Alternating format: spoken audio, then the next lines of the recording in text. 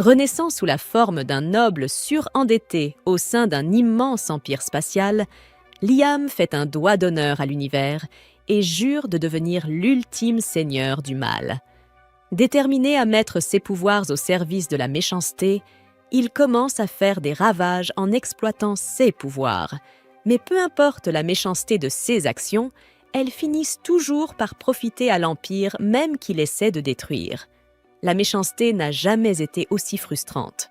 Lorsque cet homme découvre que sa femme l'a trompé et qu'il doit payer une pension alimentaire pour une fille qui n'est même pas biologiquement la sienne, il fait ses adieux au monde cruel et commence une seconde vie dans un autre monde en tant que seigneur maléfique.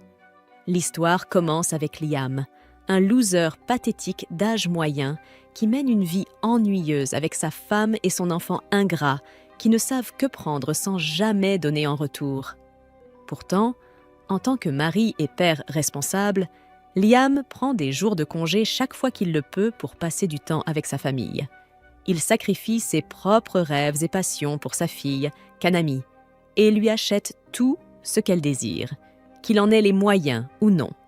Un jour, le patron de Liam le convoque dans son bureau et le gronde pour quelque chose qu'il n'a même pas fait. Mais il tolère l'environnement toxique de son entreprise, de son patron et de ses collègues pour subvenir aux besoins de sa famille. Son amour pour eux lui donne la force de continuer. Mais tout s'écroule lorsqu'il surprend sa femme, Mika, en train de déjeuner avec un inconnu et de ricaner alors qu'elle est censée être avec leur fille, Kanami, au club de sport. Liam ne confronte pas Mika dans l'immédiat et rentre chez lui plus tard, où il l'interroge sur sa journée au club de sport. Comme elle et Kanami se portent garantes l'une de l'autre, Liam oublie l'affaire, se disant qu'il ne devrait peut-être pas soupçonner sa femme, qui lui a été si loyale. Il continue à travailler sans relâche, mais le moindre doute subsiste dans son cœur. Et pour se débarrasser de ce sentiment troublant, il se rend à l'endroit où il a trouvé Mika avec un autre homme le lendemain, et la retrouve à nouveau, cette fois-ci avec Kanami.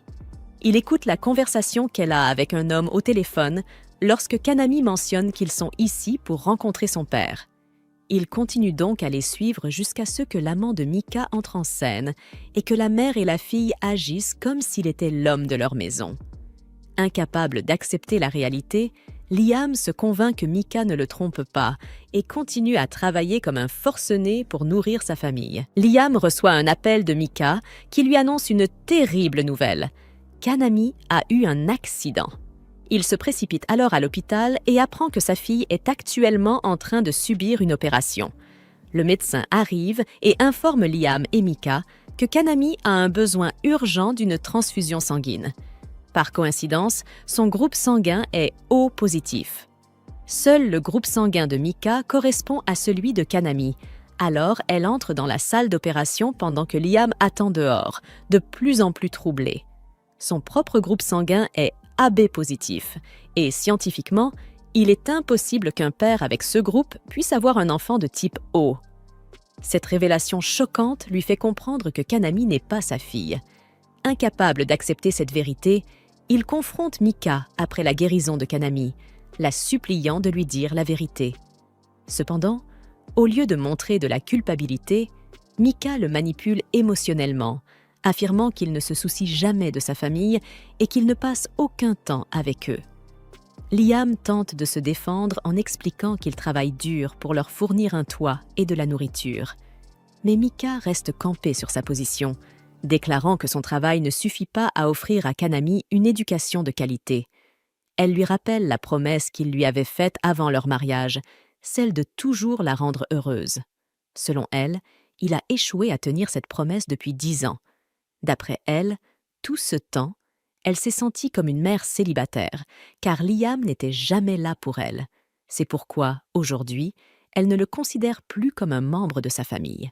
Honnêtement, toute cette mise en scène, au lieu de répondre à la question de savoir qui est le père de Kanami ou si elle l'a trompé.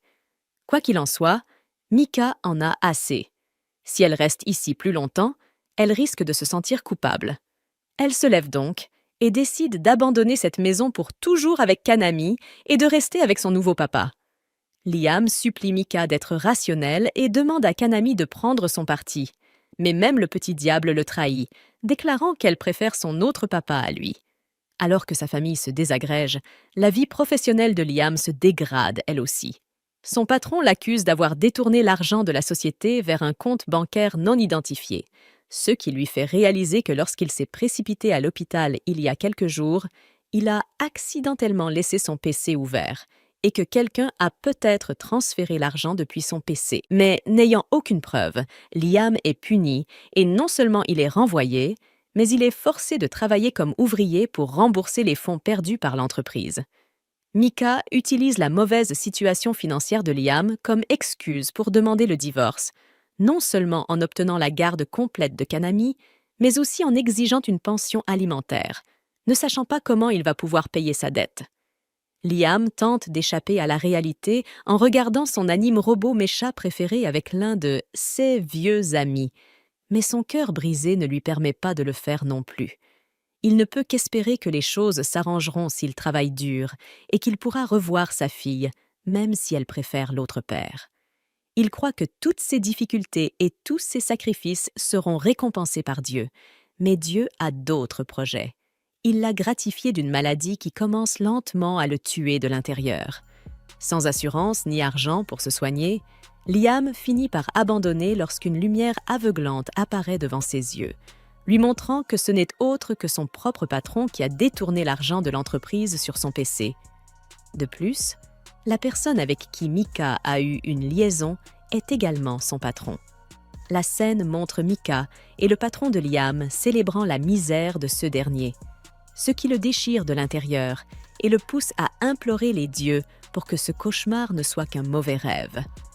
À ce moment-là, une figure mystérieuse apparaît devant Liam, déclarant que tout ce qu'on lui a montré est la vérité. Liam hurle à l'agonie, voulant se venger de ceux qui lui ont fait du tort, ce qui ne fait qu'amuser le mystérieux personnage. La figure déclare qu'elle s'intéresse à Liam parce qu'il est un homme bon. Mais Liam ne se soucie plus d'être bon, car tout le monde l'a baisé parce qu'il avait ce trait de caractère. Supposant que cette figure est une sorte de divinité, Liam lui demande de lui accorder une seconde vie où il pourra faire ce qu'il veut. Cette fois-ci, il veut devenir le méchant ultime qui marchera sur tous les autres. La mystérieuse divinité accepte et lui donne la possibilité de choisir entre 5 mondes différents pour se réincarner. Parmi eux, le fantastique, le surnaturel, le drame d'époque, le Far West, l'ère jurassique et, enfin, les robots et les batailles spatiales. Liam choisit celui des vaisseaux spatiaux, car il lui rappelle les jours passés avec ses vieux amis à discuter de ce type d'anime. La divinité accepte et dit à Liam qu'il s'agit d'un monde fantastique de science-fiction où la science et la magie coexistent et qu'il naîtra dans la maison d'un comte qui dirige une planète. Alors que Liam signe le contrat, la divinité envoie son âme vengeresse pour qu'elle devienne le chef des robots et l'ultime brute de l'espace. Lorsque Liam ouvre les yeux, il se retrouve dans le corps d'un jeune enfant allongé sur la terrasse de CE qui ressemble à un manoir qui n'a pas été touché depuis des décennies. Comme l'a dit la mystérieuse divinité, Liam se trouve maintenant sur une planète nommée Hydra, gouvernée par son père, le comte Banfield. Les domaines résidentiels sont entièrement entourés de plantes, y compris la maison de Liam, qui ressemble à un arbre de Noël dystopique. Alors que Liam se dirige vers l'intérieur, sa mère le surprend et lui souhaite un joyeux 5e anniversaire. Grâce à la magie du transport, elle l'emmène dans une autre pièce pour lui montrer le gâteau royal préparé pour son anniversaire et lui donner son cadeau. Il ouvre le gros paquet cadeau et découvre un petit appareil suspendu à l'intérieur, qui, selon sa mère, est un bon de commande pour un robot fabriqué par l'IA. Liam ne comprend pas grand-chose et appuie sur un bouton aléatoire du gadget, ce qui fait apparaître un écran de personnalisation du personnage. En résumé, il doit maintenant choisir l'apparence de la bonne. Alors qu'il suit le long processus de sélection, sa mère lui explique qu'après avoir choisi un modèle, il devra envoyer la feuille de commande au fabricant pour recevoir son robot unique fabriqué par l'IA. Elle mentionne avec désinvolture qu'il doit également sélectionner les parties intimes de la femme de chambre. Bien que cela soit extrêmement déplacé, Elle agit comme si c'était tout à fait normal. Le père de Liam entre à son tour et, en guise de cadeau d'anniversaire, fait de Liam le nouveau chef de famille, à condition que les deux parents passent le reste de leur vie sur la planète impériale. Il assure Liam que le fait de ne pas les avoir à ses côtés lui donnera plus d'autonomie. Il précise également que Liam doit leur verser une allocation mensuelle pour qu'ils puissent vivre en paix. Liam accepte toutes ces conditions, ce qui incite son père à appeler le grand chambellan pour lui remettre les documents officiels et confier la maison à son enfant de 5 ans. Liam ne pose aucune question et, alors qu'il signe le contrat, son père mentionne une dernière chose. Désormais, c'est sa bonne qui s'occupera de lui. Une fois ce point réglé, ses deux parents s'enfuient comme s'ils venaient de se débarrasser d'un énorme fardeau, laissant Liam s'interroger sur ce qui vient de se passer. Il a gagné du pouvoir, de l'influence et de la richesse, tout ce qu'un homme peut demander en un clin d'œil. Mais en même temps, il a l'impression d'avoir tout perdu. Cependant, comme Liam conserve tous les souvenirs de ses vies antérieures, il est un adulte à l'intérieur et n'a pas besoin de nouveaux parents pour le garder. Son objectif est désormais de devenir un seigneur du mal et d'exploiter tout ce qui l'entoure. Il est reconnaissant à la divinité de lui avoir accordé une seconde vie et la remercie de tout cœur. Mais ce qu'il ne sait pas, c'est que la raison pour laquelle sa vie initiale a été ruinée est due à la même divinité, qui a manipulé sa femme Mika et son patron dans le seul but de les divertir. Alors que l'émission de Liam touche à sa fin, la divinité décide qu'il est temps pour Mika et le patron de Liam de souffrir à leur tour. D'un simple claquement de doigts, le patron de Liam est arrêté par la police pour avoir détourné des fonds de l'entreprise. Avec son départ, Miss Gold Digger perd son or, ce qui marque le début de sa chute. C'est le début d'un nouveau spectacle divertissant pour la divinité maléfique. La divinité révèle qu'elle se nourrit de ressentiment, de colère, de haine et de désespoir.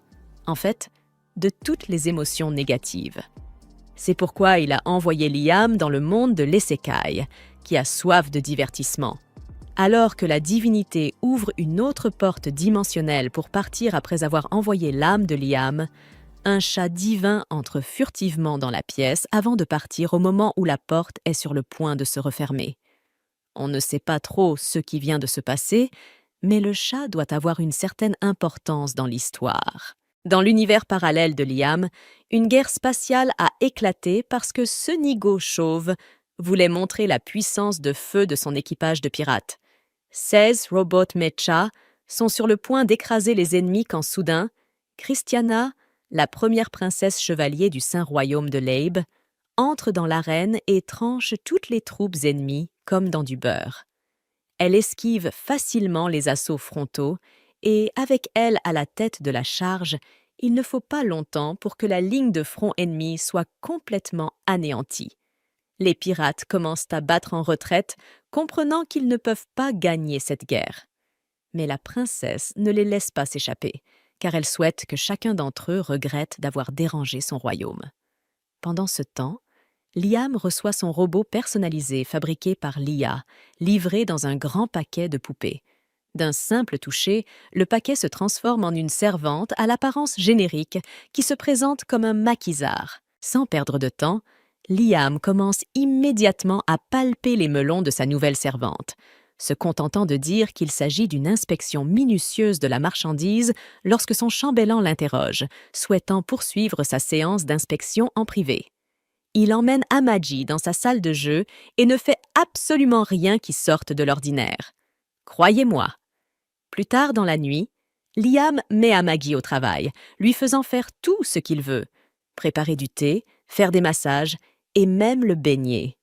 À ce rythme, il ne faudra pas longtemps avant que cet enfant en pleine forme ne devienne un oncle de KFC. Le grand chambellan, toujours stressé par ce qui a pu se passer dans la salle de jeu, observe Liam avec une inquiétude croissante. Remarquant son inquiétude, Liam le rassure en lui disant qu'il n'y a pas lieu de s'inquiéter malgré son corps de 5 ans. Son esprit est celui d'un adulte de 36 ans. Entendant cela, Amagi le corrige, expliquant que dans cet empire, L'âge adulte est officiellement reconnu à 50 ans, bien que la plupart des gens ne se considèrent pas comme de vrais adultes avant d'avoir franchi la barre des 100 ans.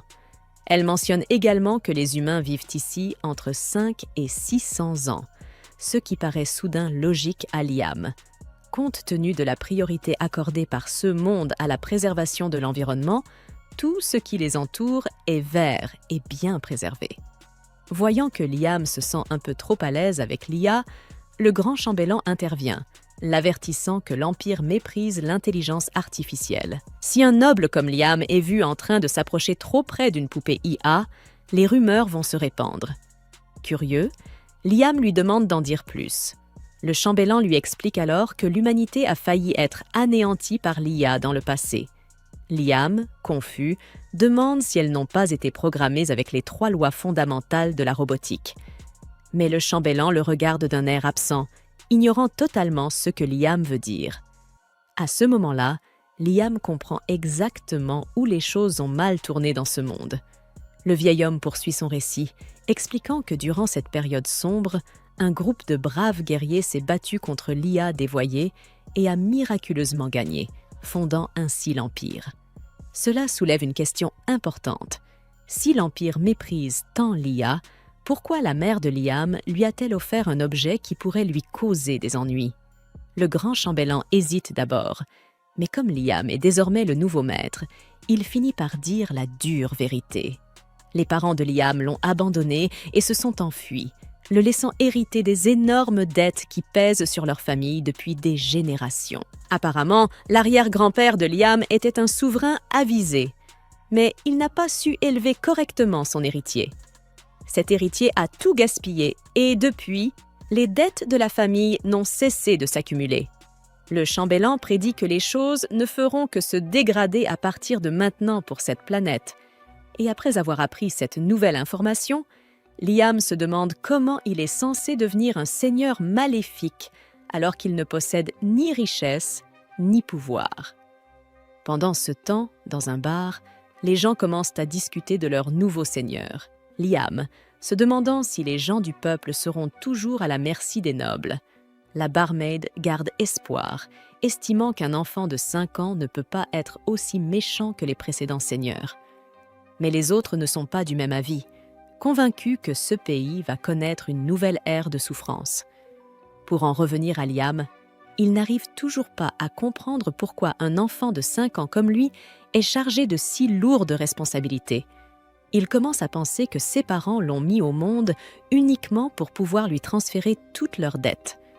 Le chambellan confirme cette hypothèse, ce qui amène Liam à se demander s'il n'est pas destiné à être utilisé, maltraité et jeté au rebut comme dans sa vie précédente. Puisque lui et Amaji semblent être des parias dans ce monde, Liam propose qu'ils unissent leurs forces pour survivre. Il fait le serment de prendre le pouvoir et de montrer à tous qui est le chef, invitant une fois de plus Amaji à se tenir à ses côtés en tant que partenaire. Cependant, Amagi lui rappelle que son seul devoir est de le servir en tant que servante, et non en tant qu'égale. Elle est prête à faire tout ce qui est nécessaire pour satisfaire ses besoins et lui dit de se sentir libre de la commander comme il l'entend. Au cas où Amagi deviendrait un jour rebelle, Liam établit sa propre version des 3 lois de la robotique, qu'il nomme les 3 lois de la servante robot.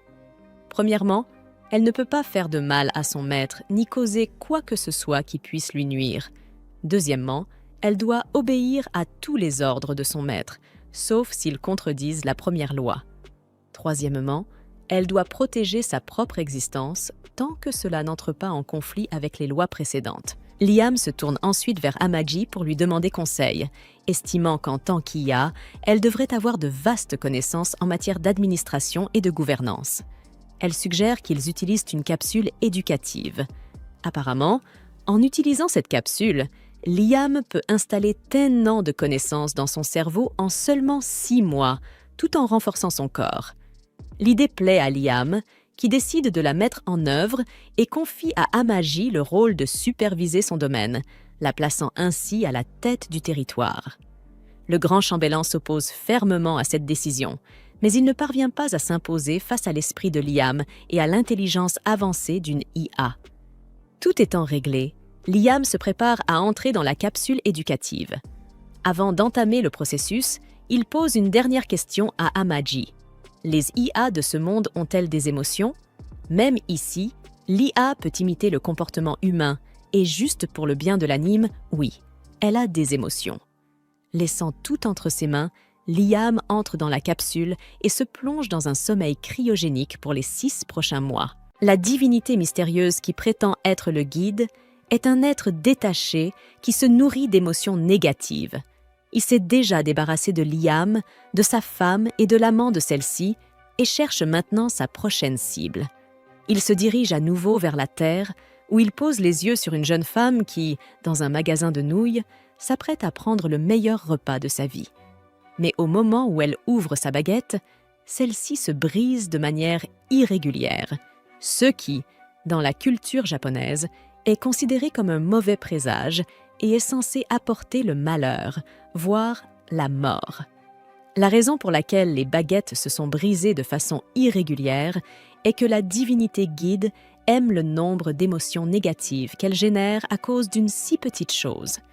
Pendant ce temps, dans le monde de Liam, ce dernier a fabriqué un poids Mogi pour son réveil devant sa capsule éducative. La capsule s'ouvre et Liam se réveille, découvrant qu'il a dormi pendant 2 ans et que son corps physique a grandi et a été renforcé par le programme d'éducation nocturne de la capsule. Comme cela ne fait que quelques secondes, Liam aura besoin de temps pour s'habituer à sa croissance et un Mogi suggère qu'il suive une rééducation. Par la suite, Liam demande comment se porte son territoire, Benfield, et un Mogi lui montre la situation économique actuelle du territoire. En tant que robot IA, elle a fidèlement rempli son rôle et gouverné Benfield comme il se doit. Liam la félicite, mais il veut voir le développement de ses propres yeux. Il part donc avec elle et apprend avec stupéfaction qu'elle a créé un port spatial pour l'armée de Benfield. Elle a également construit un dock flottant dans le ciel où des robots mobiles et des vaisseaux spatiaux peuvent être stationnés. Liam visite avec enthousiasme le quai flottant et est complètement émerveillé par la vue des chevaliers mobiles qu'il pourra monter et qu'il montera à l'avenir. Lorsqu'il exprime son désir de monter sur le robot, un Mogi s'en occupe et lui apprend les commandes de base, qui sont faciles à apprendre. Les manœuvres dépendent de la magie, et, en fait, quel que soit le mouvement imaginé par Liam, le robot se déplacera exactement comme il le souhaite. Liam descend donc avec précaution le chevalier mobile de sa station et se promène avec aisance. Quelques instants plus tard, il s'ennuie et demande à Amaji s'il est possible de s'entraîner au combat avec le robot. Elle s'en occupe rapidement, l'équipe d'une épée et convoque le capitaine Masita de l'armée Benfield pour qu'il soit l'adversaire de Liam.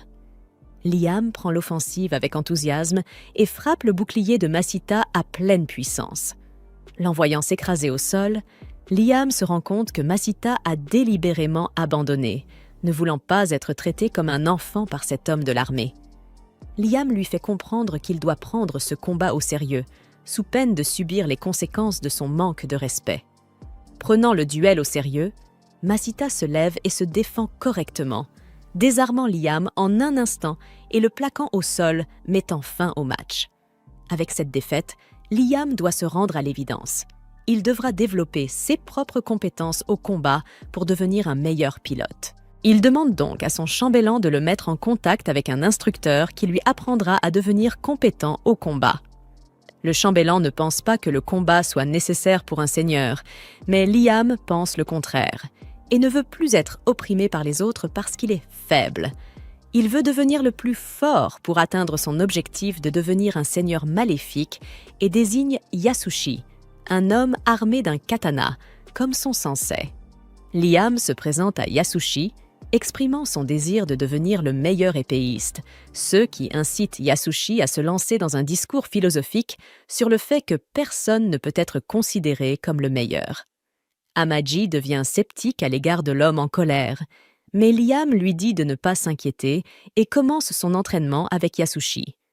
Le maître épéiste démontre d'abord une technique secrète qu'il appelle la voie de l'éclair. Saisissant la poignée, il dégaine légèrement son épée avant de la remettre en place. Et en un instant, tous les troncs d'arbres autour de lui se fendent en deux.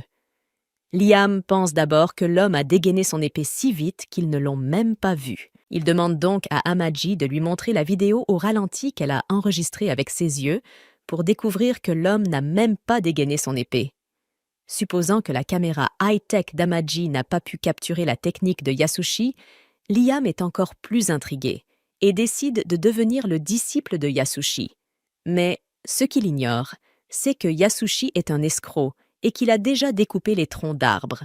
La divinité guide observe tout ce qui se passe depuis sa dimension. C'est peut-être lui qui a envoyé Yasushi ici, et il attend avec impatience de voir ce que cela va donner à l'avenir.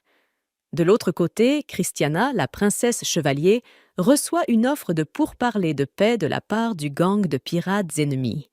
Elle se rend donc à la base ennemie avec sa flotte de combat pour parler avec le commandant du gang de pirates ennemis, Goz.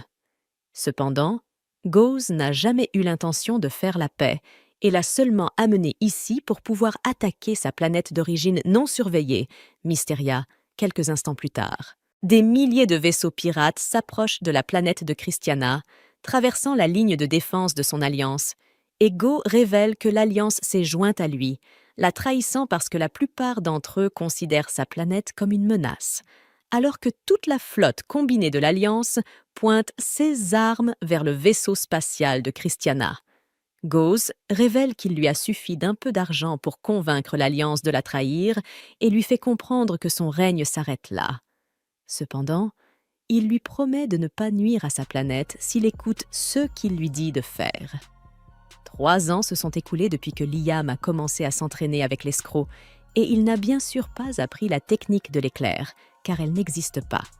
Il maîtrise les arts martiaux de base, mais il n'est pas du tout satisfait et veut apprendre des techniques spéciales qui l'aideront à devenir un seigneur du mal surpuissant. De retour chez Maître Usushi, il se vante de la facilité avec laquelle il a pu arnaquer Liam, qui continue à ne rien comprendre au fait qu'il n'est rien d'autre qu'un minable sans aucune compétence. Il est heureux de ce qu'il a obtenu et souhaite que cet argent facile continue à arriver pour toujours. À ce moment-là, Liam revient pour poser des questions à son maître. Il supplie son maître de lui enseigner une technique compliquée appelée « technique de la voie de l'éclair ». En entendant cela, Maître Yasushi le bannit de l'école pour le punir de son insistance à vouloir apprendre une technique avancée alors qu'il n'en maîtrise pas encore toutes les bases. Immédiatement, Liam supplie son maître de lui pardonner son ignorance et admet être un imbécile, ce qu'il est manifestement.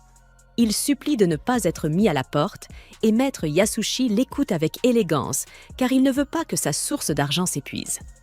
Après avoir été pardonné, Liam s'empresse de quitter son maître. S'apercevant de son départ, Maître Yasushi sort de son élégance et reconnaît qu'il n'a aucune idée de la technique que Liam lui a demandé d'enseigner. À ce moment-là, Liam revient pour lui offrir un peu d'argent supplémentaire en guise d'excuse et le maître affamé accepte. Lorsque Liam s'en va enfin, il est tout excité à l'idée de l'argent supplémentaire qu'il va recevoir. Alors qu'il est tout excité, Liam revient pour l'informer qu'il ne sera pas disponible pour les cours le lendemain et Maître Yasushi n'y voit pas d'inconvénient.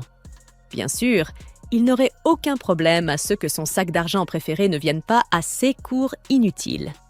De retour dans son palais, Liam prend une position élégante sur son trône et se lamente sur le stress de l'apprentissage. À ce moment-là, Amaji l'informe du rapport économique de Fimance, dont les dettes restent inchangées. Cependant, comme la production et les ventes augmentent, tout semble aller pour le mieux. Liam remercie Amagi pour son travail acharné et envisage de lui confier le gouvernement plus souvent. Aussi heureuse qu'Amagi ait été d'entendre cela, elle s'excuse d'avoir un taux de croissance aussi faible que celui auquel il s'attendait. Elle lui montre un rapport sur le programme d'aide sociale et déplore que les résultats soient inférieurs aux attentes. Liam trouve cela surprenant et souhaite savoir qui est responsable de cet échec. Peu après, un shorty au visage bizarre et à l'allure laide arrive. Liam lui demande immédiatement de présenter ses excuses pour de tels échecs. Au début, le shorty est surpris, mais on lui rappelle rapidement qu'il a dissimulé et manipulé des fonds, ce qui constitue un signe évident de détournement de fonds. Entendant cela, le shorty se défend en affirmant que Liam est encore trop jeune pour comprendre ces choses. Il prétend que les dépenses sont nécessaires, mais Liam lui rappelle que c'est un mensonge. De plus, il insiste sur le fait qu'il a engagé ces dépenses pour faire tourner les affaires. En l'entendant proférer ces mensonges, Liam lui demande pourquoi il a choisi de faire appel à un autre fournisseur que celui qu'il utilisait auparavant. Mais il prétend que le nouveau fournisseur est meilleur. « Arrêtez le bouchon, mon vieux !» Lassé de ces mensonges, Liam lui rappelle ses autres pratiques corrompues de corruption des fournisseurs. Pendant que ces accusations se poursuivent, l'esprit de Liam s'emballe. Il envisage d'apprendre une ou deux choses de ce fonctionnaire corrompu apparemment talentueux. Malheureusement, le gros n'est pas aussi doué que Liam le pensait. Amaji l'informe d'une affaire de détournement de fonds qui s'est produite plus tôt et qui impliquait un subordonné du shorty. Bien qu'il affirme qu'il s'agissait entièrement du travail de son subordonné, Liam et Amaji pensent qu'il a piégé son subordonné pour s'en tirer, surtout si l'on considère que les fonds détournés n'ont jamais été récupérés. Lorsque Liam apprend cela, il est en colère contre le petit gras qui a intentionnellement sacrifié son subordonné pour s'en tirer avec le détournement de fonds. Effrayé, le shorty affirme que ce ne sont que des mensonges et supplie Liam de ne pas faire confiance aux poupées comme Amaji, car elles sont les ennemies de l'humanité. Fou de rage, Liam saisit son épée et se dirige lentement vers le gros lard, lui demandant s'il aime sacrifier ses subordonnés. En regardant Liam marcher vers lui, le gros continue à dire des choses insignifiantes pour défendre ses actions. Même en visant cela, tout le monde fait de même puisque cela permet aux affaires de continuer à fonctionner. Même avec toutes ces remarques, Liam dégaine son épée. À ce moment-là, le gros homme change de ton et informe Liam qu'il ne peut mener une vie luxueuse que grâce aux efforts de seigneurs comme lui. Cependant, avant qu'il ne puisse terminer ses paroles diffamatoires, Liam le tranche net, mettant fin à sa vie. Il fulmine contre le seigneur sans vie, lui faisant savoir que personne n'a le droit de toucher à son peuple ou à son argent, sauf lui. Avant que la situation ne dégénère davantage, Amaji parvient à le calmer. Avant cela, il lui ordonne d'enquêter sur tous les fonctionnaires corrompus. Cependant, elle l'informe que cela causerait plus de mal que de bien.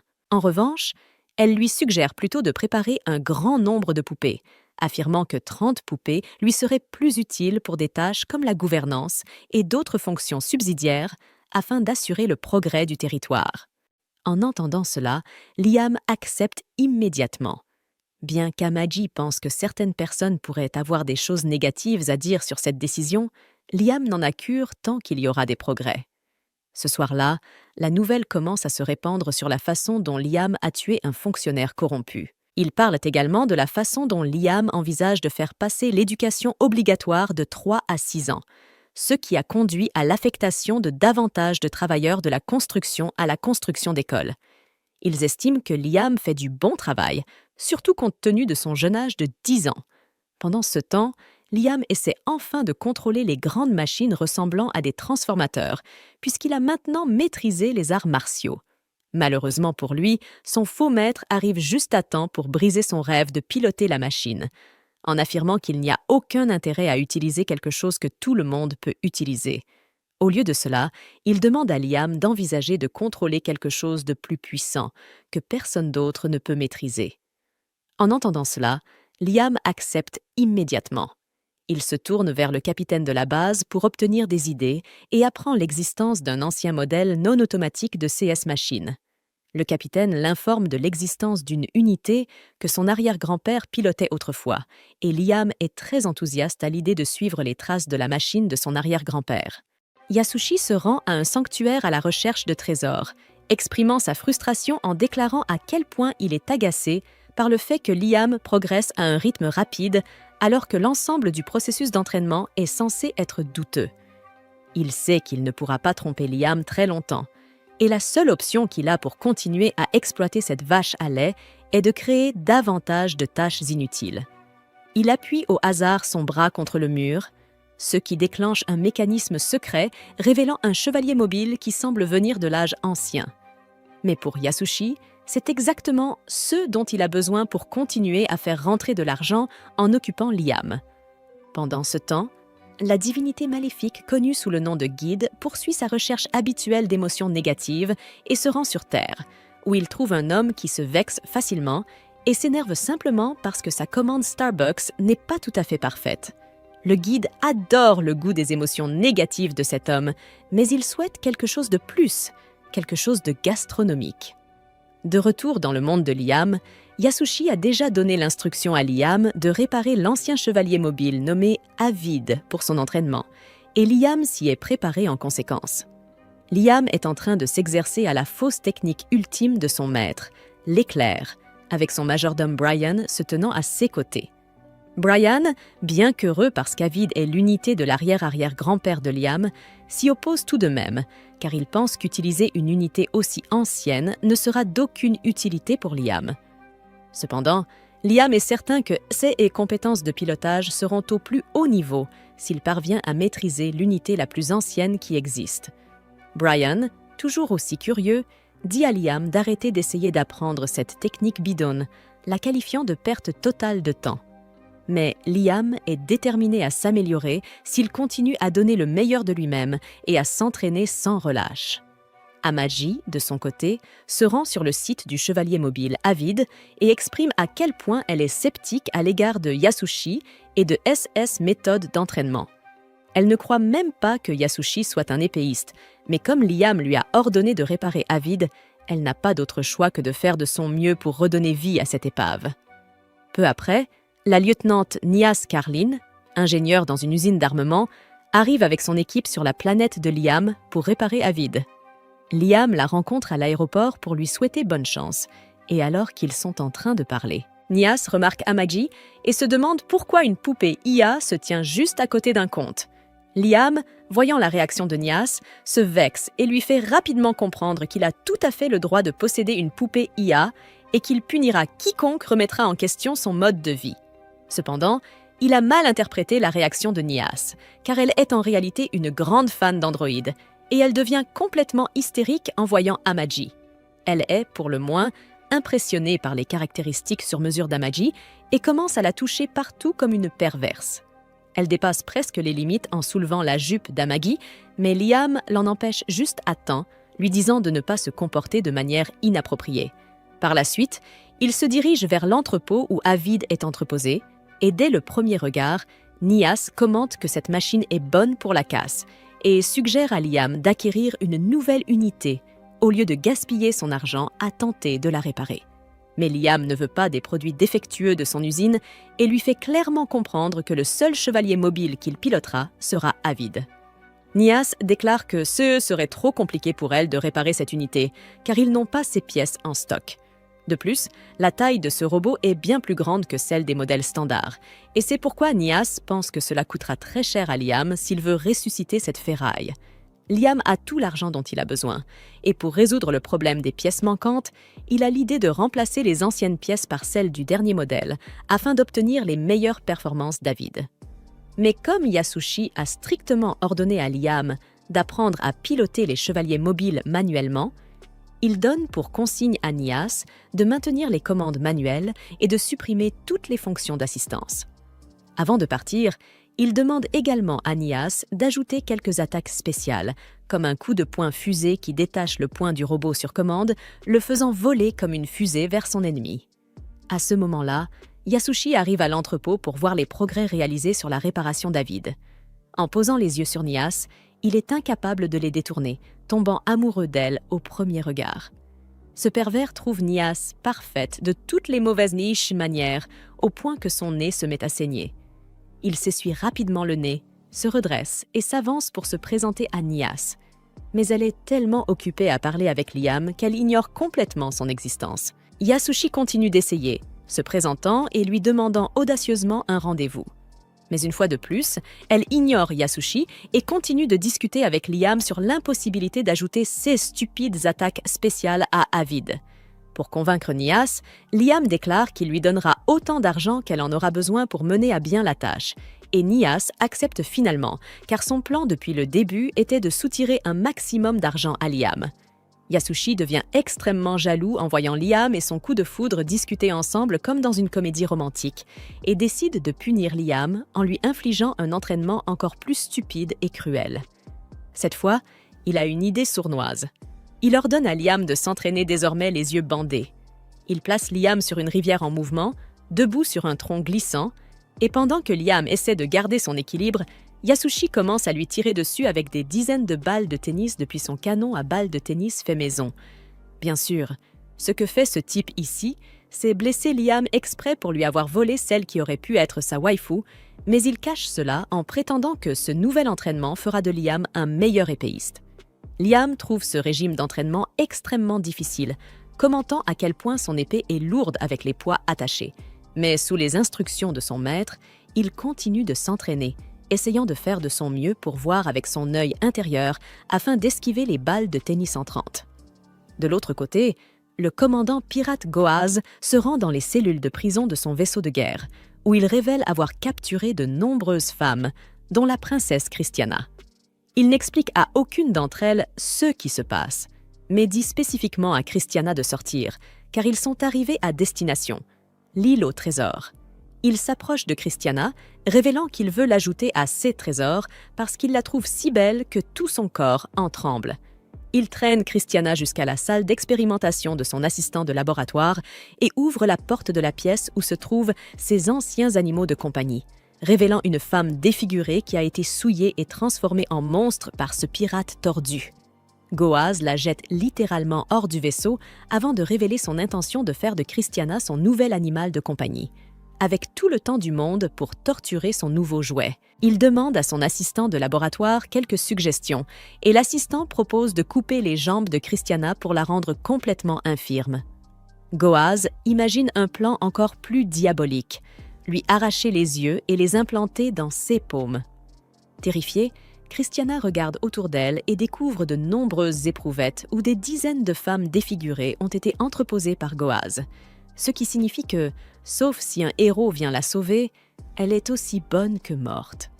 Quelques semaines passent, et Nias termine la réparation d'Avid, ajoutant également de nombreuses personnalisations selon les ordres de Liam, mais le travail n'est pas encore complètement terminé. Nias emmène Liam à l'intérieur du cockpit d'Avid pour lui montrer comment piloter ce chevalier mobile. Bien sûr, pour ce faire, elle doit retirer son haut, car sinon, comment pourrait-elle montrer à Liam les trésors sacrés qu'elle possède? Liam suit ses instructions en évitant le contact visuel et active le moteur. Le robot effectue un scan rapide de Liam, l'enregistrant comme son pilote, ce qui signifie que plus personne d'autre ne pourra piloter cette unité à partir de maintenant. Tout excité, Liam tente de faire son premier pas en avant, mais tombe immédiatement, et Nias explique qu'Avid ne possède aucune fonction d'assistance automatisée comme l'auto-équilibreur, et que c'est pour cela, contrairement au nouveau modèle, que Liam ne peut pas simplement appuyer sur un bouton pour avancer. Mais selon Nias, il y a un avantage. Si Liam parvient à maîtriser ce vieux tas de ferraille, il sera capable de le déplacer comme s'il bougeait son propre corps. Motivé, Liam se relève et avance lentement, parvenant cette fois-ci à bien équilibrer le chevalier mobile. Il sort l'unité de l'entrepôt lorsque Nias mentionne l'importance de maintenir une image mentale forte pour contrôler ce robot. Pour l'aider à se concentrer, elle se rapproche de lui et ajuste ses commandes. Mais ses généreuses formes le frôlent accidentellement, causant à Liam une toute autre image mentale, ce qui pousse Avid à bouger ses mains comme s'il voulait toucher quelque chose. Le geste des mains fait comprendre à Nias à quoi Liam est en train de penser, mais Liam affirme que ce n'est pas de sa faute. D'un autre côté, Yasushi soupçonne que ce type abuse de ses pouvoirs et fait des choses indicibles à la lieutenante à l'intérieur du cockpit. Cependant, Brian a les larmes aux yeux de joie en voyant son maître enfin intéressé par une vraie femme. Yasushi commence à maudire Liam et est tellement furieux qu'il lui fait subir un entraînement encore plus rigoureux. Les jours passent et Liam n'arrive toujours pas à exécuter la technique secrète de son maître, se demandant s'il lui manque le talent nécessaire. Amaji pense que le véritable problème vient de l'enseignement de Yasushi et confie à Liam à quel point elle remet en question la crédibilité de Yasushi ces derniers temps. Mais Liam, qui fait entièrement confiance à Yasushi, trouve une explication logique pour défendre son maître, affirmant que de la magie est peut-être impliquée dans la technique secrète de Yasushi. Liam comprend que c'est la magie qui coupe les troncs, et non l'épée.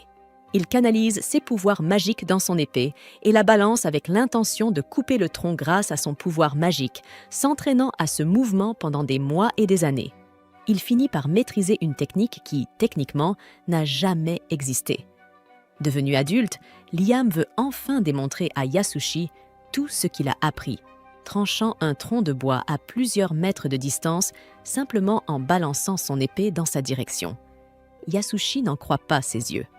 Son enseignement était censé être un tas de mensonges, alors pourquoi Liam arrive-t-il à couper le tronc? Au fond de lui, il est terrifié par les pouvoirs de Liam, mais il garde un visage impassible et dit à Liam qu'il lui reste encore beaucoup de chemin à parcourir avant de maîtriser complètement cette technique. Quelques semaines plus tard, Liam est dans l'espace à bord de son vaisseau de guerre avec Amaji. Lorsqu'il reçoit un rapport de l'un de ses subordonnés, l'informant que Mukai, l'une des petites planètes abandonnées de son territoire, utilisée uniquement pour produire de l'énergie, a été attaquée par une flotte de pirates. L'armée stationnée à Mukai est engagée dans un combat contre les chevaliers mobiles lâchés par les pirates. Mais le subordonné de Liam pense que l'armée ne tiendra pas longtemps en raison de son petit nombre. Amaji suggère de tendre une embuscade aux pirates en attaquant depuis l'angle mort de Mukai en utilisant la gravité et d'autres astuces. Et Liam, suivant son plan, ordonne à tous ses vaisseaux de capturer les pirates, tandis que lui-même part défendre les usines sur la ligne de front. Brian, ayant entendu son ordre, supplie Liam de ne pas risquer sa vie, mais Liam n'est pas un lâche. De plus, il se considère comme un excellent épéiste, formé par le légendaire samouraï, et il veut que l'Empire voie les compétences qu'il possède désormais. Peu après, il monte à bord de son chevalier mobile avide et s'envole vers Mukai. Depuis l'angle mort de l'ennemi, il les attaque, tranchant un chevalier mobile après l'autre avant même qu'il ne puisse le repérer. En un rien de temps, il réduit considérablement le nombre de SS ennemis, et pour ajouter un peu de style, il utilise une attaque spéciale appelée Beam Rifle pour lancer un rayon de plasma sur un pirate ennemi. Ce n'est qu'après cela qu'il utilise la technique secrète, la voie de l'éclair, détruisant des dizaines d'ennemis à distance, effrayant les pirates au point qu'ils commencent à battre en retraite vers leur vaisseau. Liam lance ensuite son autre attaque spéciale, le Rocket Punch, qui est en soi très efficace, mais qui ne plaît pas à Liam. Il appelle immédiatement Nias pour se plaindre qu'il voulait un point à lancer, et non un missile en forme de main. Amaji interrompt leur conversation pour rapporter à Liam qu'ils n'ont réussi à capturer que moins de 10% des vaisseaux ennemis, car 30% ont été détruits et le reste s'est échappé. Liam considère cela comme une victoire et félicite Amaji pour son excellent travail en tant que vice-commandante. Ghost apprend par son sous-fifre la victoire de Liam, et il n'en croit pas ses oreilles. Comment les choses ont-elles pu se retourner contre lui à ce point? Il avait clairement sous-estimé les capacités de Liam, mais cela n'a plus d'importance. Il n'a pas l'intention d'abandonner tant qu'il ne verra pas Liam à genoux, suppliant pour sa misérable vie. Cependant, ce qui blesse encore plus son ego fragile, c'est que sa flotte alliée a fui le champ de bataille après avoir été vaincue par Liam. Fou de rage, il ordonne à son sous-fifre de lancer toutes leurs unités à la poursuite de cette flotte. Qu'il soit allié ou non n'a aucune importance. Il veut faire un exemple. Personne n'osera plus jamais lui désobéir ou le mépriser. Pour l'instant, il décide de s'amuser avec son nouveau jouet, la princesse Christiana. Il l'a déjà transformée en abomination, révélant que ses yeux sont désormais dans la paume de ses mains. Pendant ce temps, Liam retourne à son vaisseau amiral et exprime à Amaji sa satisfaction. Il a savouré chaque instant de son affrontement contre les pirates. Amaji le félicite pour sa première victoire, remportée sans le moindre effort, et le remercie d'avoir protégé leur planète de ressources avec succès. Liam est ravi d'avoir capturé certains des vaisseaux pirates, qu'il peut désormais réclamer comme les siens, selon la loi de cet empire. Il a hâte de mettre la main sur tous les trésors que renferment ces navires. Mais sa joie se transforme vite en déception lorsqu'il apprend que leur cargaison ne contient aucun bien classique comme de l'or. Amaji et Brian tentent de le rassurer. Ce que contiennent ces cargaisons est bien plus précieux. Elles transportaient en effet de grandes quantités de métaux rares, orichalque, adamantine et mithril, utilisés pour fabriquer des armes puissantes. Mais Liam, ce benet, ne rêve que de couronnes d'or et de coffres pleins de diamants, des clichés de contes de fées. Amaji lui explique que, dans cet univers, les diamants n'ont aucune valeur. Ce ne sont que des cristaux faits à partir de l'élément le plus commun de l'univers, le carbone. Quant à l'or, il ne vaut pas grand-chose non plus, en raison de sa faible propension à s'ioniser. Je ne sais pas ce que Liam a réellement appris après avoir passé des années dans cette fichue capsule d'éducation, mais bon, il finit enfin par comprendre. Et pourtant, il exprime toujours son amour pour l'or, demandant à Brian de lui en apporter afin de satisfaire la cupidité qu'il traîne depuis sa vie antérieure. Brian promet à Liam qu'ils ont suffisamment d'or dans leur inventaire, car il est utilisé comme matériau de revêtement dans la fabrication de dispositifs électroniques. En entendant cela, Liam ordonne à Brian de transformer le reste de l'or en pièces d'or, exprimant son désir et son rêve de remplir sa chambre de pièces d'or. Le gars a 30 ans maintenant, et si l'on ajoute son âge de sa vie précédente, il a plus de 60 ans, mais il agit encore comme un gamin. C'est juste insensé. Mais bon, le souhait du Seigneur est un ordre pour ses serviteurs, même si Amagi lui lance un regard sévère pendant 1 seconde, montrant à quel point elle est déçue de ce gamin pourri gâté. Pendant que Liam perd son temps à demander à Brian de forger des épées inutiles à l'ancienne avec les métaux les plus rares, Amagi l'interrompt pour lui parler d'un problème sérieux qu'ils ont rencontré en déployant leur armée. Grâce à une image holographique, elle montre à Liam le nombre actuel de cuirassés présents sur son territoire, qui s'élève à 10 000. Mais apparemment, moins de 3 000 fonctionnent correctement et seulement 2 000 sont disponibles pour des sorties d'urgence.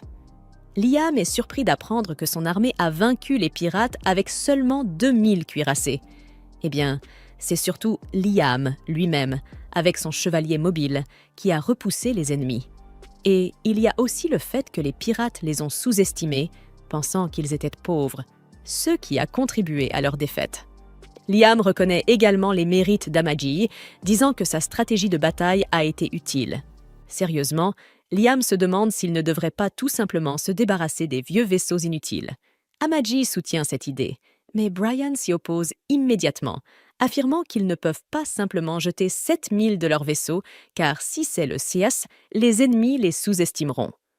Amagi et Brian entrent dans une vive dispute à ce sujet, mais au final, sans grande surprise, Liam prend le parti d'Amagi, décidant de suivre sa suggestion d'acheter des cuirassés d'occasion en utilisant l'argent obtenu grâce à la vente des matériaux rares saisis chez les pirates. La seule raison pour laquelle Liam ne fait pas confiance au jugement de Brian, c'est qu'en suivant ses conseils, l'ancien dirigeant de ce territoire, son propre père, a accumulé une montagne de dettes que Liam doit désormais assumer entièrement. Ailleurs, sur une autre planète, Nias assiste à une exposition pour présenter aux investisseurs le tout nouveau cuirassé conçu par son équipe du Seven et Atelier d'Armes. Mais le design et le choix des couleurs sont, comment dire ça poliment? Un désastre absolu. Tellement moche que même si son cuirassé est objectivement bien plus puissant que ceux des autres ateliers, les investisseurs n'en ont strictement rien à faire. Après la présentation de Nias, c'est au tour de Yulishia, l'ingénieur du Three et Atelier d'Armes, de dévoiler son cuirassé. Et il faut l'avouer, il surpasse de loin celui de Nias. Son vaisseau possède un intérieur de première classe, avec des quartiers de vie luxueux spécialement conçus pour les nobles. Évidemment, les investisseurs choisissent unanimement celui de Yulishia pour leur armée, laissant Nias humiliée et couverte de honte d'avoir été surpassée. Elle avait tout misé sur la performance de son vaisseau et elle a perdu. Mais elle n'arrive tout simplement pas à accepter que l'apparence joue un rôle aussi décisif. Ne voulant surtout pas se faire engueuler par son supérieur, elle décide alors d'exploiter à nouveau Liam, en manigançant pour lui vendre tous ses cuirassés, le qualifiant intérieurement de « gros pigeon totalement stupide ». Pendant ce temps, le guide réapparaît, comme à son habitude, à la recherche d'émotions négatives à absorber. Il repère un type qui gâche sa vie à insulter son écran en jouant à Valo toute la journée. Après avoir récolté un peu de cette délicieuse noirceur, il se dirige vers l'univers de Liam pour s'attaquer à une proie bien plus grosse, convaincu que les émotions négatives de Liam ont dû atteindre un sommet après toutes ces années. Mais en arrivant sur la planète de Liam, il reste bouche bée. Le territoire de ce crétin a connu une croissance spectaculaire. Ce qui n'était autrefois qu'une ville délabrée, semblable à une ruine oubliée, est devenue une cité moderne. Et pourtant, le guide ne perd pas espoir. Il se souvient du bon vieux charlatan qu'il avait placé sur la route de Liam des années plus tôt, déguisé en maître épéiste. Le guide garde encore l'espoir que ce type, Yasushi, a pu faire de Liam un raté complet. Mais il est furieux, pour dire le moins. Il n'arrive pas à croire que les choses ne se passent pas du tout comme il l'avait prévu. Pendant ce temps, les citoyens commencent à parler de leur seigneur avec admiration. Dans un bar, certains discutent de comment Liam a réussi à capturer des pirates et à s'approprier plusieurs de leurs cargaisons. Il est définitivement différent de son père. Sa manière de gouverner leur convient parfaitement. Cependant, dans ce même bar, une voix discordante se fait entendre. C'est Yasushi, un escroc du début à la fin. Il se plaint de son élève avec une amertume sans limite. L'employé du bar, surprise par son ton désespéré, lui demande ce qui ne va pas. Yasushi révèle que, peu importe à quel point il s'efforce d'empêcher son élève de comprendre l'art du sabre, le garçon ne cesse de progresser. La serveuse ne comprend pas. Pour n'importe quel maître, voir son élève s'améliorer devrait être une bonne chose. Mais pas pour un imposteur qui se fait passer pour un enseignant. Il avoue qu'au mieux de sa forme, il n'est qu'un épéiste de 3e, peut-être 2e classe. Et voilà que Liam, petit à petit, s'approche du niveau de 1re classe. 2 possibilités s'offrent à lui. Soit Liam a déjà découvert la supercherie et fait semblant, soit il ne l'a pas encore découvert, mais ce n'est qu'une question de temps. Dans les 2 cas, cela signifie sa fin. Le guide entre alors dans le bar pour observer les résultats de ses manigances. Et une fois encore, rien ne se passe comme prévu. Il avait pourtant placé un mauvais enseignant sur le chemin de Liam. Et malgré cela, la vie de Liam est une suite d'ironies douloureuses pour lui. Pendant que Yasushi et le guide se lamentent sur leur sort, Liam, lui, s'entraîne tranquillement chez lui à manier son sabre. Il tranche plusieurs arbres d'un seul coup, visiblement ravi de ses progrès. Il sait qu'il s'est amélioré, mais le pauvre croit encore que Yasushi est bien plus doué que lui. Il demande à Amaji s'il a atteint la même vitesse que son soi-disant maître. Amaji, impassible, lui répond qu'elle ne voit aucune différence. Conscient que les choses bonnes n'arrivent jamais par hasard, Liam ne veut pas gaspiller sa vie. Il repense à son parcours. Il a été réincarné en tant que fils de parents qui lui ont laissé une montagne de dettes. Et aujourd'hui, le voilà devenu un bon épéiste. Il a commencé à rembourser une partie de ses dettes. Les choses s'arrangent bon pour lui. Et à ses yeux, tout cela, il le doit au guide. Il remercie donc le guide, mais cette gratitude est un véritable poison pour ce dernier. En tant que créature qui ne se nourrit que de malheur, la reconnaissance le détruit à petit feu. Le guide est au bord de l'effondrement. Il a envie de mourir. Désespéré, il cherche autour de lui quelqu'un dont il pourrait extraire un peu d'énergie négative. Heureusement, l'énergie négative de Yasushi est disponible pour lui permettre de subsister. Mais ce n'est pas suffisant, et il a vraiment besoin que Liam échoue. Il se console en se disant que le meilleur moment pour échouer, c'est quand on est sur le point de réussir. Il attendra donc que Liam soit presque au sommet, afin que la malchance qu'il récoltera soit encore plus grande. Au château, Amaji vient informer Liam que l'armée impériale envisage de se débarrasser de ses vieilles armes. Puisqu'ils ont besoin d'armes d'occasion, il serait judicieux d'acheter auprès de l'armée impériale. L'affaire semble bonne à Liam, mais elle comporte une condition qui pourrait être la chute que le guide espère. Cette condition, c'est qu'il doit aussi accepter certains soldats impériaux dans l'échange. Obtenir des soldats idiots serait un désastre, mais Amaji le rassure en lui disant que ces soldats sont éduqués et qu'ils seront utiles. Il accepte donc l'accord.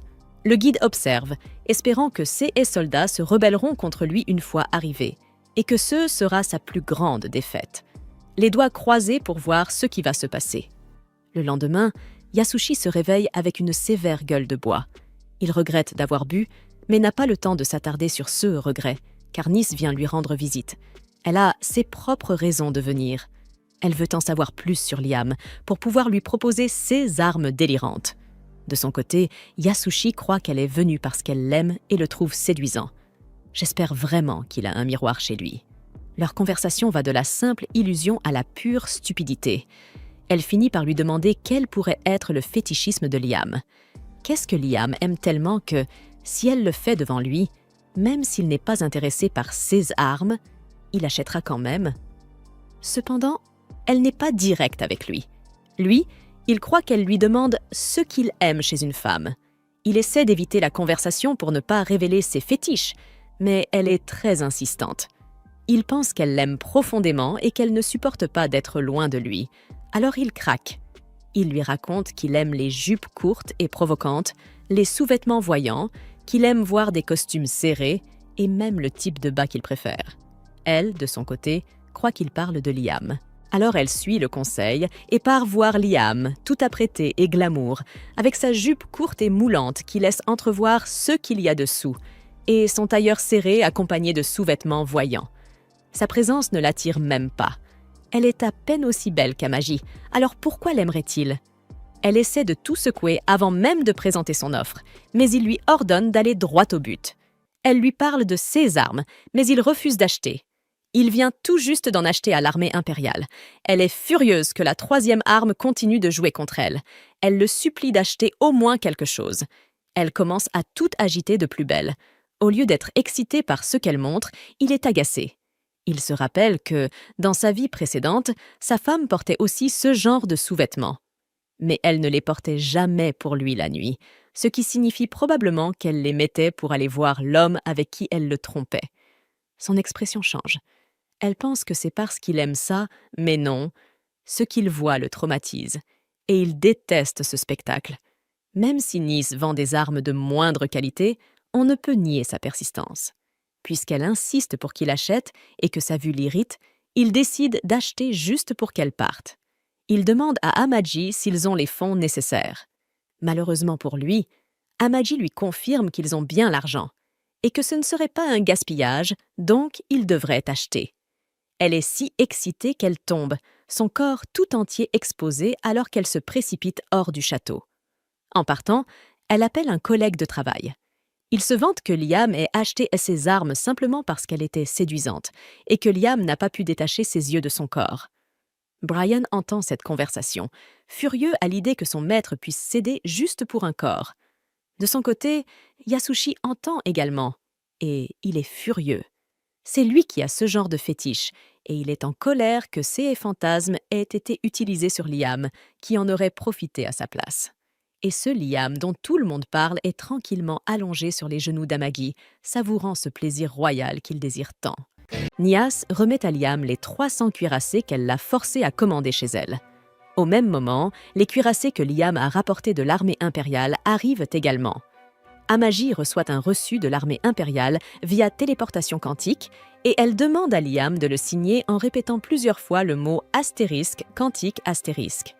Alors, Liam plaisante en posant son pouce sur ses melons, déclarant que ce sera son empreinte astérisque, quantique, astérisque du pouce. Gotham. Yasushi se détend chez lui, en se demandant comment il va se venger de Liam qui lui arrache Nias à chaque fois. Il se rappelle du plan de Nias, regrettant qu'elle ait gaspillé ses trésors précieux pour ce gamin obsédé par les poupées. Il ne peut qu'imaginer ce que Liam a dû faire à la pauvre et innocente Nias et jure de lui faire payer pour tout.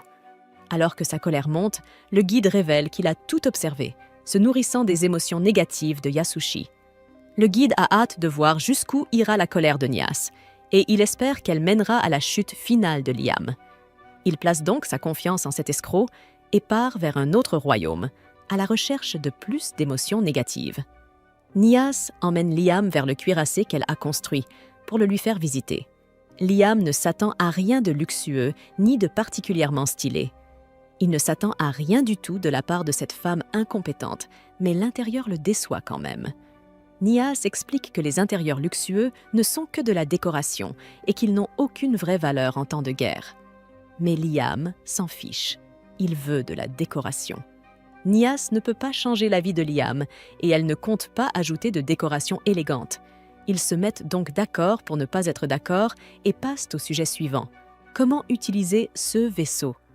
Nias donne à Liam les instructions sur la façon de piloter le navire, y compris la puissance à utiliser au départ et la fréquence à laquelle il faut changer le carburant. Elle essaie aussi de lui faire acheter une carte de fidélité en disant qu'il aura une réduction sur les frais de maintenance s'il le fait, mais Liam n'est pas intéressé. Nias continue et montre à Liam le trône du cuirassé, qui a encore un film protecteur dessus. Elle est impatiente d'arracher ce film protecteur et continue de le presser pour conclure l'affaire, essayant de le séduire avec son corps et lui dit de signer tout simplement le reçu. Elle lui propose même de poser son empreinte du pouce sur ses émelons. Mais cela ne fait que décevoir Liam, laissant Neus se demander si ce type est gay ou quelque chose comme ça. Liam veut juste en finir. Alors il accepte de signer le reçu, mais Neus, toujours insatisfaite, lui demande une faveur. Elle veut les vaisseaux pirates que Liam a vus l'autre jour, mais Liam refuse, affirmant qu'il prévoit d'incorporer 16 vaisseaux dans sa propre flotte. Neus insiste encore, comme une abeille avide, alors Amaji intervient, suggérant qu'il donne quelques vaisseaux pirates à Neus et, en échange, qu'elle modifie et répare le reste des vaisseaux pour eux. Liam adore l'idée, car tous les vaisseaux pirates sont complètement en ruine. Et Neus accepte également, révélant que la seule raison pour laquelle elle veut mettre la main sur CS vaisseaux est qu'elle souhaite étudier la technologie qu'ils utilisent. Apparemment, cette technologie est inconnue, et l'équipement vient de l'extérieur de l'Empire, ce qui pousse Neus à vouloir l'analyser et l'appliquer à ses propres modèles. Mais avant de conclure l'accord, Liam rend visite aux vaisseaux pirates, accompagné d'Amaji et de Neus. Ils entrent dans l'un des vaisseaux qui n'est pas totalement détruit, et ils remarquent immédiatement la différence dans le design et l'interface. Le vaisseau possède littéralement une barre de gouvernail, comme un navire pirate classique, et Liam l'adore au point de vouloir en installer une sur son propre cuirassé. Neus la Normie se lance dans une explication détaillée sur pourquoi c'est une mauvaise idée, mais Liam la fait taire, en tant qu'homme de culture, et précise que s'il la veut, il l'aura, peu importe si c'est inutile ou pas. Neus ignore Liam et commence à explorer la pièce, s'extasiant comme une geek à chaque nouvelle découverte. Pendant ce temps, Liam aperçoit un petit chien lumineux qui se dirige vers une autre pièce. Il le suit avec Amagi, et cela les conduit finalement à une salle de navigation. 6 pas déclenchent un mécanisme sous le sol qui affiche les trajectoires du vaisseau jusqu'à présent. Amagi analyse la trajectoire et réalise que ce vaisseau a ravagé tout l'Empire. Mais ce qui l'intéresse encore plus, c'est que le vaisseau finit toujours par arriver à l'un des portails de distorsion situés dans la zone frontalière. Apparemment, cette zone est une région sans loi, hors du contrôle de l'Empire, et se trouve aussi être la ligne de front d'une zone de guerre entre l'Empire et un autre pays. Liam comprend que ce portail de distorsion doit mener à la planque des pirates, et une fois qu'Amaji analyse les coordonnées, elle découvre l'emplacement de la base secrète des pirates. Elle entre dans une explication scientifique sur la difficulté d'accès à cette zone, décrivant à quel point son rayon orbital est anormal et à quel point il serait compliqué d'y voyager. Mais Liam ne fait aucun effort pour comprendre tout cela. Il est bien plus concentré sur ce que cette cachette pourrait renfermer pour lui.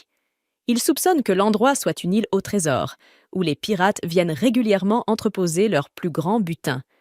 Bien que Liam soit complètement dans le délire, Amagi le laisse décider de ce qu'il veut faire de cette information, et il déclare avec excitation que leur flotte partira immédiatement à la chasse au trésor.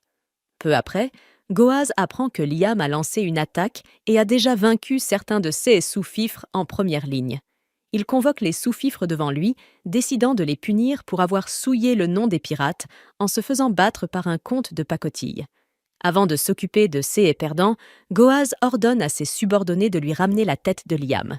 Il envoie tout le monde au front et déploie tous ses vaisseaux. Liam, accompagné de sa flotte, se dirige vers le portail de distorsion qui mène à la cachette des pirates, mais on ne lui permet pas d'utiliser le portail car un droit de passage doit apparemment être payé à l'Empire. L'officier responsable du portail contacte Liam et lui explique que, puisque le portail couvre une très grande distance et que Liam prévoit d'y faire passer 7000 vaisseaux, cela nécessitera une somme d'argent considérable. Liam promet de payer plus tard, une fois la mission terminée, mais l'officier ne fait pas confiance à sa crédibilité. Liam demande donc à Amagi de lui trouver quelqu'un de fiable. Mais malheureusement, ils n'ont aucune connexion. Liam réexplique la situation à l'officier, lui disant qu'il a l'intention d'affronter les pirates, mais cela ne fait que rendre l'officier encore plus réticent, car Liam n'est même pas capable de garantir un retour en toute sécurité, encore moins un paiement dû. Liam n'a rien d'amusant à proposer, et il lui a fallu plusieurs jours pour arriver jusqu'ici, donc il ne peut pas simplement repartir. Il exige donc que l'officier le laisse parler à son supérieur. Malheureusement pour lui, l'officier est la personne la plus gradée ici, Alors Liam pique une crise et met fin à l'appel. Il a alors une idée. Aller rencontrer l'officier en personne pour négocier un accord. Alors qu'il continue d'essayer de trouver un moyen de convaincre les responsables du portail Rap de le laisser entrer dans le portail Parmonia sans payer les frais, Goaz et son vaisseau arrivent au portail Parmonia. Il a toutes ses connexions à ce portail, et bien qu'il soit le méchant dans cette situation, il n'a pas besoin de supplier qui que ce soit pour qu'on le laisse passer. En effet, ce sont ceux qui ont l'argent qui dirigent le monde. Il appelle le portail Rap, et la personne qu'il connaît là-bas le salue avec enthousiasme, lui demandant où il compte aller depuis le portail Parmonia. Il révèle qu'il se rend au portail Domos. Le portail Domos ne mène à rien. Tout le monde sait qu'il n'y a presque rien à gagner dans cette ville pour un type comme Goaz. L'homme lui demande ce qu'il compte faire dans un désert. Mais en quoi ça le regarde, au juste? Goaz est du même avis que moi sur ce point. Il demande à l'homme ce que ça peut bien lui faire et affirme que, puisqu'il a l'argent, on devrait le laisser passer sans discuter. Il paie immédiatement. Pendant ce temps, Liam arrive physiquement au portail Rap, espérant que ses talents de négociateur lui permettront d'obtenir l'entrée. Il demande à passer et l'agent lui répond qu'il n'y a aucun problème. Liam est tout content, jusqu'à ce que l'agent le coupe et lui demande les frais de passage. Liam commence par se vanter d'être un noble et de pouvoir leur obtenir l'argent, mais l'agent reste de marbre face à ces fanfaronnades ridicules. Quand il se rend compte que se vanter ne sert à rien, il devient humble et supplie l'agent de le laisser entrer, mais celui-ci n'en a rien à faire. Liam ajoute alors du pathos à son théâtre, s'inclinant en pleurs et affirmant qu'il veut aller voir sa mère malade et que ce voyage est nécessaire. Voir ta mère malade avec un aussi grand nombre de vaisseaux? Ta mère a sans doute besoin d'une flotte entière pour guérir. Voyant que ses mensonges ne fonctionnent pas, il change de version et dit qu'il veut que sa mère voie sa flotte avant de mourir. Eh bien, l'homme lui répond de retourner chercher l'argent, puis de revenir, si sa mère est vraiment si importante. L'agent reçoit alors un appel au sujet du passage de Goaz et il part s'en occuper. Liam est furieux que ses talents de négociateur ne fassent plus effet. Il se met à errer dans les environs et aperçoit à nouveau le chien. Il le suit. Dans la salle de distorsion, il voit le passage de Goaz. Sachant que le vaisseau de Liam se trouve aussi dans la salle d'attente, ils comprennent que l'affrontement qui s'annonce ne sera pas paisible. Ce sont eux qui sont en tort, puisqu'ils ont accepté un paiement venant d'un pirate sans savoir où il allait. Ils décident donc de fermer les yeux. Tous les employés présents prennent une pause pour que, lorsque l'affrontement aura lieu, ils paraissent qu'ils n'étaient pas là. Une fois tout le monde parti, Liam se retrouve seul dans la salle. Il voit que c'est bien un portail Rap et qu'un vaisseau pirate se trouve autour du portail Parmonia. Il suppose que l'agent lui a accordé le passage et qu'il a même fait partir tout le monde pour que personne ne sache qu'il l'a laissé passer sans paiement. En regardant à nouveau l'écran, il voit les flux de distorsion se déplacer dans des directions opposées. Il suppose qu'il s'agit d'une erreur de la part de l'agent et s'installe pour la corriger. Cela perturbe le trajet de Goaz, mais comme son voyage se poursuit, il ne remarque rien d'anormal.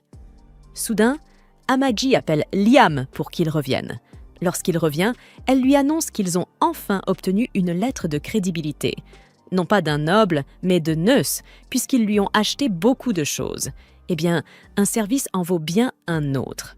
Il la remercie avec enthousiasme et commente que les officiers étaient déjà prêts à faire un effort pour eux. Alors maintenant qu'ils ont la lettre, ce sera facile d'entrer. Il ordonne à Amaji de lancer le passage vers le tunnel spatial et elle obéit. Leur voyage vers le portail Parmonia commence et heureusement pour eux, Goaz et ses hommes avaient quitté leur base, ce qui les prendra par surprise. De son côté, Goaz commence à perdre patience. Il était censé atteindre le portail Domos en moins de 30 minutes, mais le trajet dure depuis un moment et il n'est toujours pas arrivé. Il interroge son pilote, qui est également inquiet, mais ils aperçoivent une porte devant eux et supposent qu'il s'agit de leur destination. Comme ils n'étaient pas au courant de la modification que Liam avait apportée au tunnel spatial, ils entrent dans la porte. Une fois arrivés, ils ne voient que du rouge partout. Plusieurs vaisseaux spatiaux sont là, prêts à se lancer dans la bataille. Ils comprennent qu'ils sont dans une zone de danger. Ils viennent d'entrer dans la zone de l'armée impériale. Si cela annonce leur perte, c'est une aubaine pour Liam. Il arrive enfin à destination, et alors qu'Amaji veut vérifier les coordonnées, il n'en voit pas l'utilité. il peut voir les nombreux vaisseaux pirates et il comprend que c'est bien l'île au trésor qu'il cherchait. Amaji observe plus loin et remarque qu'aucun des vaisseaux n'est activé. Ils ne sont ni prêts pour la guerre, ni sur leur garde. Liam décide de profiter de cette opportunité pour les attaquer par surprise. Il ordonne à Amaji de lancer les vaisseaux. Elle libère les autres vaisseaux pour attaquer, tandis que lui entre dans son propre vaisseau, nommé Astérisque Avide Astérisque. En quelques secondes, il lance plusieurs attaques sur l'île. Il utilise son Astérisque Rocket Punch Astérisque pour détruire tous leurs vaisseaux, et avec son Astérisque Avide Crush Astérisque, il les écrase un à un. Tout cela se déroule sans que Goaz ne sache ce qui arrive à son île. En réalité, on ne sait même pas ce qu'il est en train de vivre sur l'île de l'armée impériale où il a atterri. Liam met le feu au vaisseau. Amaji vient lui faire son rapport. Tous les vaisseaux ont été incendiés, mais cela ne lui suffit pas. Il est venu pour les trésors de l'île, et c'est bien ce qu'il compte emporter. Il ordonne à Amaji de libérer les chevaliers mobiles. Elle obéit, et tous les chevaliers mobiles prennent pour cible l'île rocheuse en face d'eux. Depuis son vaisseau, il regarde la scène, excité à l'idée de chasser les trésors. J'espère qu'il trouvera de l'or, car l'or est son trésor préféré. On ne sait pas encore comment Goaz va réagir à cette attaque, mais je peux t'assurer que des temps passionnants nous... Liam se prépare également et se lance dans la zone de combat. Il affronte les méchants pirates, qui ne sont pas à la hauteur de ses compétences, puis utilise ses poings fusées pour attaquer les vaisseaux pirates et les faire exploser en arrachant leurs câbles vitaux. Bientôt, toute la flotte pirate est anéantie et Liam ordonne à Amaji d'envoyer tous les soldats méchants sur la planète au trésor afin de récupérer tout ce qu'ils trouvent. Liam et ses chevaliers méchants attaquent la planète au trésor, détruisant sa surface extérieure pour se frayer un chemin à l'intérieur. Un scientifique, situé à l'intérieur de la planète, panique alors que les attaques de l'armée de Liam détruisent ce qu'il reste de leur système de défense. Il se précipite vers la salle de contrôle où il apprend qu'ils sont attaqués et que tous les vaisseaux pirates qui montaient la garde autour de la planète ont été détruits. Pendant ce temps, Liam a finalement pénétré dans les entrailles de la planète et se retrouve face à face avec quelques pirates en armure mécha. Il ne perd pas une seconde pour les découper, et lorsque le capitaine de SE Troupes arrive sur place, le travail est déjà fait. Le capitaine lui annonce qu'ils ont également éliminé les pirates de leur côté, et Liam leur ordonne de continuer à dégager le passage tout en cherchant la salle du trésor. Soudain, il revoit le chien lumineux et décide de suivre sa trace. Ce choix s'avère judicieux, car le chemin le conduit à la salle de contrôle, où le scientifique et 16 hommes se rendent immédiatement. Liam est satisfait de la tournure des événements et demande au scientifique de lui remettre tout le trésor. Lugo lui demande quel genre de trésor il souhaite, car il possède des objets de grande valeur ainsi que les animaux de compagnie que le capitaine pirate Goaz collectionne. Liam pense que le chien qu'il a vu plus tôt doit être l'un de ces animaux de compagnie, et il interroge le scientifique à leur sujet. Ce dernier commence à penser que Liam est lui aussi un sadique pervers comme Goaz, qui aime transformer les gens en animaux de compagnie, et il lui propose de transformer les animaux en chiens obéissants s'il le souhaite. Liam ne comprend pas un traître mot de ce qu'il raconte, alors le scientifique décide de le conduire au laboratoire où il garde tous ses sujets. En lui montrant les filles qui ont été transformées en horribles monstres à cause de ses expériences, un soldat commence à vomir, incapable de supporter cette vision. Tandis que le capitaine le réprimande pour sa faiblesse, Liam continue d'avancer et son regard se fixe sur un sujet d'expérience en particulier. Le scientifique lui dit qu'il a l'œil, car celle-ci est l'animal de compagnie préféré du capitaine Goaz. Alors que le scientifique ne cesse de jacasser à propos de cette fille qu'il qualifie de chef-d'œuvre, Liam sent la nausée monter, se souvenant de sa vie passée où il était traité comme moins qu'un être humain. Il ne peut supporter de voir un salaud faire souffrir d'autres personnes de cette manière. Alors il lui tire une balle dans la tête en plein milieu de sa tirade. Il commence ensuite à inspecter la pièce, mais la voix d'une fille ressemblant à une pieuvre, avec des yeux dans les paumes de ses mains, l'interpelle. Elle lui demande qui il est, et Liam se présente, lui disant qu'il a pris le contrôle de cette planète et qu'il a tué la personne responsable. La fille en est émue aux larmes, pensant que sa souffrance va enfin prendre fin. Elle supplie Liam de mettre fin à ses souffrances et à celles des autres filles, car elles ne pourront plus jamais vivre comme des humaines. Cependant, Liam déclare avec assurance qu'il va toutes les sauver et qu'en échange, elles devront lui rendre ce service un jour. Sur ces mots, il s'éloigne, ordonnant à ses soldats d'appeler un médecin et de transporter les filles jusqu'à son vaisseau pour qu'elles soient soignées. La fille le supplie d'arrêter, car elle sait qu'elle ne pourra pas être sauvée, et le capitaine la prend en pitié, mais il ne peut désobéir aux ordres directs de Liam. Il essaie de le convaincre de changer d'avis, lui expliquant qu'il ne sera pas facile de traiter les filles, car cela nécessitera de régénérer l'intégralité de leur corps, ce qui coûte un élixir rare et requiert des médecins très compétents. Il ajoute que le coût pour sauver toutes ces filles est tout simplement trop élevé, mais Liam lui répond qu'il est de bonne humeur en ce moment, et qu'accomplir de bonnes actions de temps à autre ne fait pas de mal. C'est alors qu'il reçoit un message d'Amaji, lui annonçant qu'ils ont trouvé la véritable salle au trésor. Liam est ravi de l'entendre, car cela signifie qu'ils viennent de réunir les fonds nécessaires pour soigner les filles.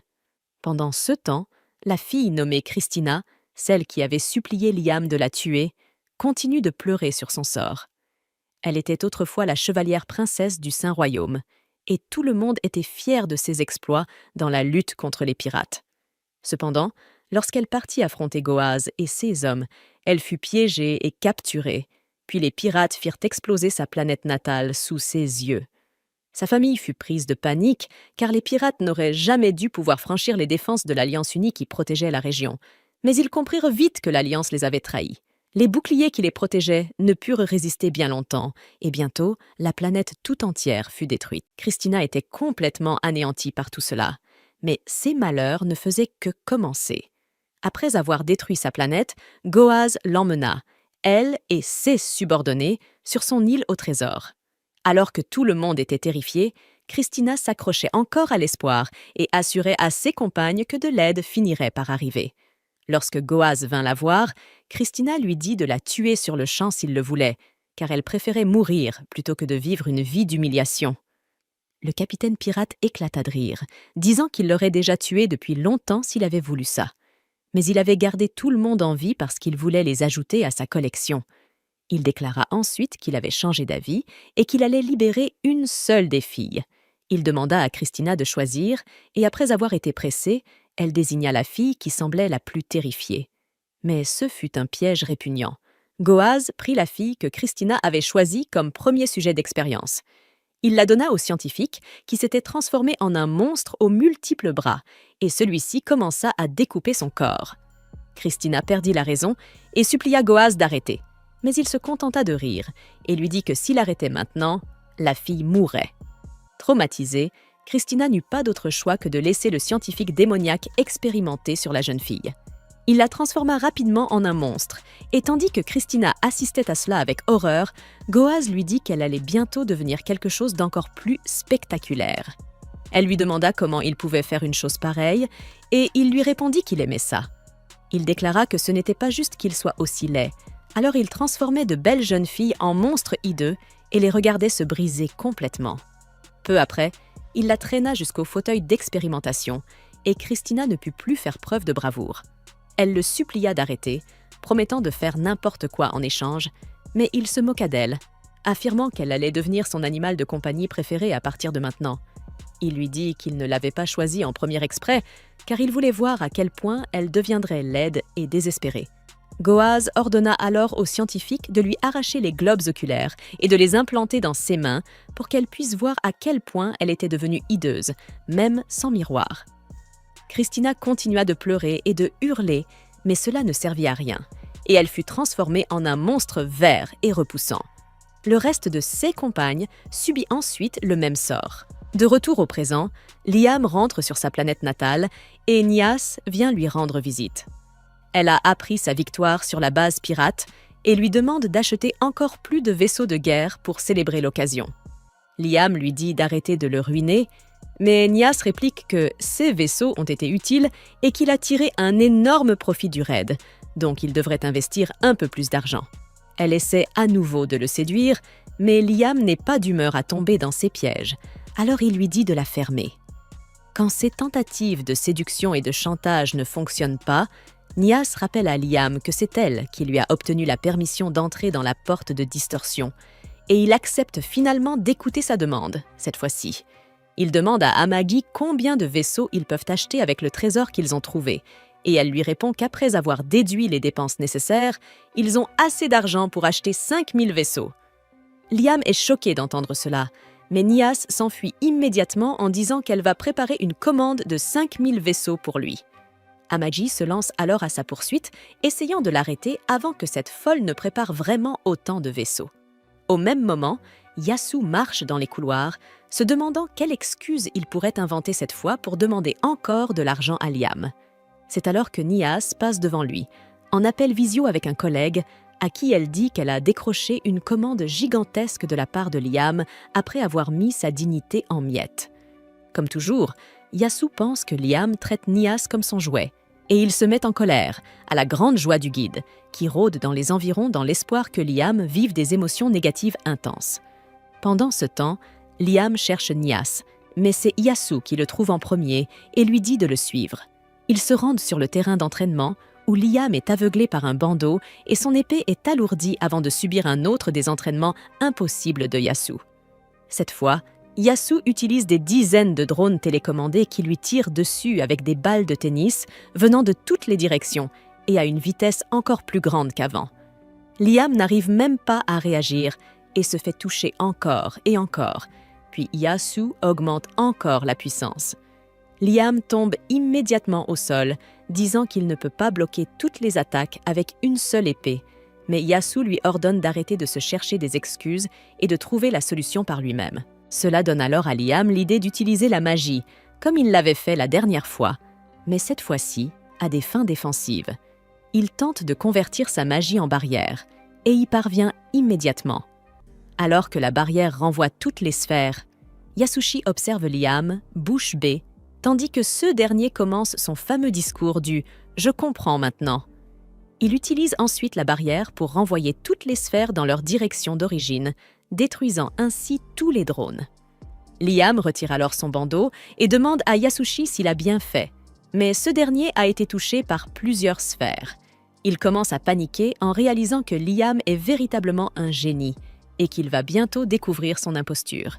Yasushi sait déjà que Liam a exécuté des officiers corrompus et vaincu des flottes pirates, et il craint qu'une fois la vérité révélée, Liam ne le tue.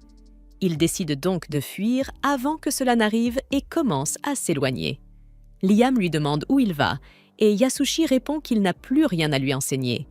Il lui dit qu'il a déjà tout appris de lui et qu'il ne lui reste plus qu'à s'entraîner comme il le souhaite, car le chemin de l'escrime est sans fin. Liam s'écrie qu'il ne veut pas cela, qu'il veut continuer à s'entraîner avec lui, mais Yasushi lui crie d'arrêter de faire l'enfant. Il affirme qu'il est lui aussi encore un élève, malgré ses compétences, et qu'il doit continuer à progresser. Or, avoir Liam accroché à lui ne l'aidera pas dans ce sens. Yasushi se tourne ensuite vers Liam et lui annonce qu'il a officiellement été diplômé. Il est désormais un maître de la voie de l'éclair. Il lui dit que c'est maintenant son devoir, en tant que maître, de répandre ce style à travers l'univers, ce que Liam accepte avec joie. Mais à peine s'est-il retourné que Yasushi prend la fuite à toutes jambes. Quant à Liam, il n'a jamais été aussi comblé. Sa dette diminue, son territoire prospère, il a vaincu des pirates, et maintenant son maître a reconnu ses talents. Il remercie le guide pour tout cela. Et ce dernier, ce pervers étrange, s'enfuit dans un autre univers avant d'être anéanti par les émotions positives débordantes de Liam.